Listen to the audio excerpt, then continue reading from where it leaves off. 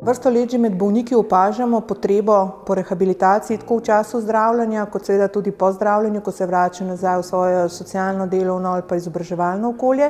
Opažamo pa tudi, da je tudi med strokovnjaki vedno bolj velja prepričanje, da je rehabilitacija pomemben del zdravljenja bolnika.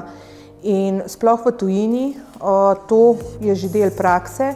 Rehabilitacija se začne takoj ob vstopu bolnika v zdravljenje in želeli smo si, da bi enako možnost dali tudi slovenskim bolnikom. Zato smo pripravili ta projekt skupaj s strokovnjaki, zdravniki in strokovnjaki z področja rehabilitacije. Tako pri pripravi programa, kot tukaj zdaj pri izvajanju programa sodelujejo hematologi, onkologi, medicinska sestra, fizioterapevt, kineziolog, klinična dietetičarka, potem klinični psiholog, skratka ekipa je zelo široka, pa seveda tudi mi, laični svetovalci iz združenja, ki bolnike peljemo skozi program rehabilitacije, da jim je lažje, jih usmerjamo in nudimo določene informacije, ki jih potrebujejo.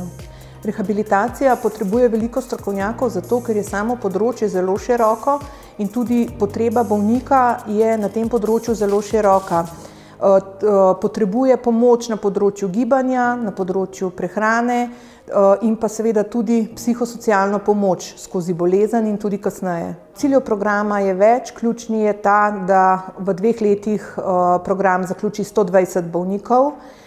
Potem je tudi cilj, da dokažemo, da program deluje, da je potreben in da prinaša tako dobrobit za bolnika, kot tudi za celoten zdravstveni sistem in pa ne nazadnje tudi državo.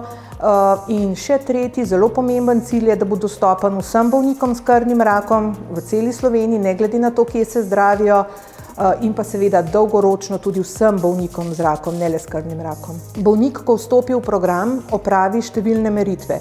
Tako na področju gibalnih sposobnosti, kot tudi glede kakšno je njegovo prehransko stanje, potem se oceni njegovo telesno sestavo in pa tudi njegovo psihološko stanje. Potem se bolnik vključi v program, hodi na različne oblike vadbe, delavnice in ob koncu programa po 6 mesecih se te meritve ponovijo.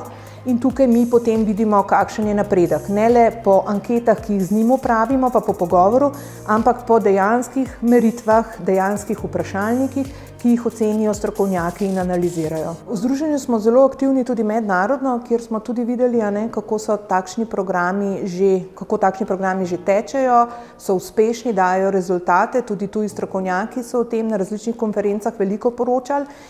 Tako da je bil idealen trenutek lansko leto, ko je Ministrstvo za zdravje dalo ven razpis prav za področje rehabilitacije in skupaj z našimi slovenskimi strokovnjaki smo združili moči, strokovnjaki z področja rehabilitacije in pripravili ta program. Ta program tudi sledi smernicam oziroma ciljem državnega programa za obvladovanje raka. Zato so ga tudi na Ministrstvu za zdravje prepoznali kot izjemno koristnega, na nek način kot pilotni program, ki bi lahko potem kasneje prišel v uporabo tudi na drugih področjih. In veseli smo, da so ga tudi do te mere prepoznali, da nam ga sofinancirajo. Ne glede na to, da je trenutno program dostopen samo bolnikom s krvnimi raki, pa verjamemo, da bojo njegovi dobri rezultati pomagali tudi do tega, da bo kasneje dostopen vsem kroničnim bolnikom in bo tako velika dobrobit za našo širšo družbo. Želimo si, da bi dobri rezultati programa omogočili, da bi ta program prišel v redno zdravstveno oskrbo za bolnike s krvnim rakom. To je naš res velik cilj, da bi bil dostopen vsem takrat, ko to potrebujejo.